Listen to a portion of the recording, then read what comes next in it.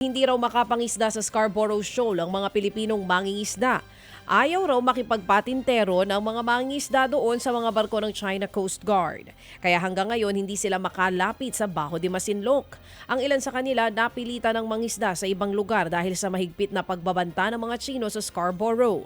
Pero giit ng Armed Forces of the Philippines, nakakapangisda pa rin ang mga Pilipino sa Scarborough Shoal, bagay na pinabulaanan ng mga mangingisda.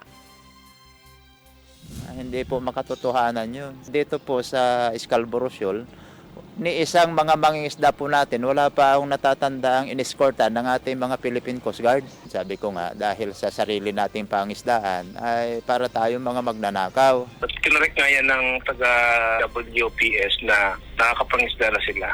Hindi ko lang alam kung saan. Ted Filon at DJ Chacha ngayon nasa Radyo 5 92.3 News FM Monday to Friday 6 to 10 a.m.